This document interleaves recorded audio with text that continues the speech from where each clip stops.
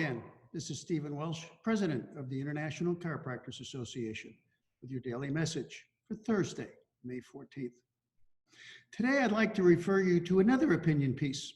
This one was published in the Journal of Clinical Epidemiology by Dr. John Leonidas, Professor of Medicine at Stanford University and Director of the Stanford Prevention Research Center. Now, the title of the paper is Evidence-Based Medicine Has Been Hijacked, a report to David Sackett. Now, in that paper, Dr. Leonidas opines that as evidence-based medicine has become more influential, it was also hijacked to serve agendas different from what it was originally aimed for. Let me repeat that. As evidence-based medicine became more influential, it was also hijacked to serve agendas different from what it was originally aimed for.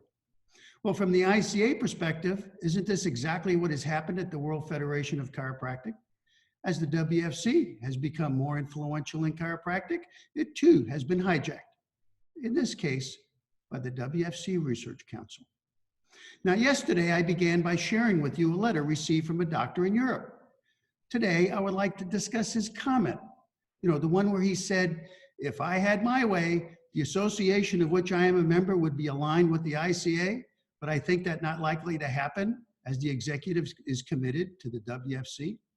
Well, the implication in that statement is the assumption that alignment with the ICA and the WFC is mutually exclusive. Well, it couldn't be further from the truth. Let me explain. The ICA had been in existence for 62 years, serving chiropractors around the world when the WFC was first started in 1988.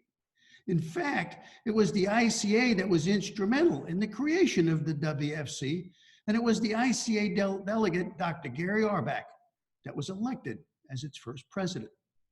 Now, for over 30 years, the ICA has been aligned with the WFC, and it has worked collaboratively for the advancement of chiropractic around the world.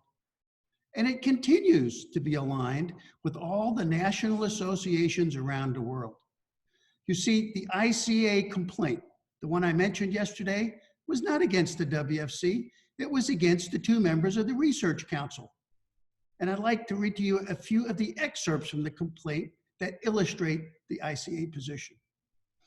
Quote, the ICA appreciates the opportunity to work cooperatively in collaboration with all chiropractic national associations. The ICA, however, on behalf of its membership worldwide, will not ignore the lack of tolerance and the level of disrespect that was on display in Berlin. The ICA supports the World Federation endorsement of an evidence-based, patient-centered, interprofessional, and collaborative approach in chiropractic. The suggestion, however, that the practice of vitalistic, subluxation-oriented chiropractic is unscientific and not evidence-based, that's a false premise that must be immediately renounced by the WFC on behalf of many of its member national associations.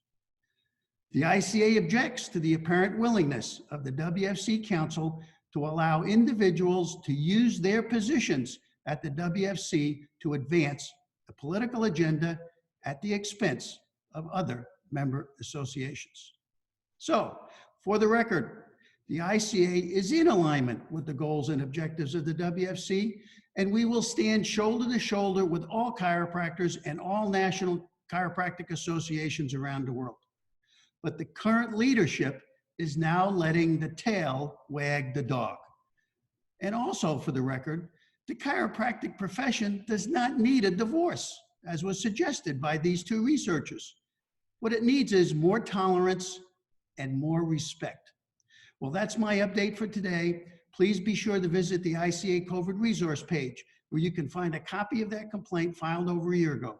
And please reach out to me directly at swelsh@mindspring.com and let me know what you think. And in your emails, please put ICA COVID questions in the subject field so they don't just get thrown out with the junk mail.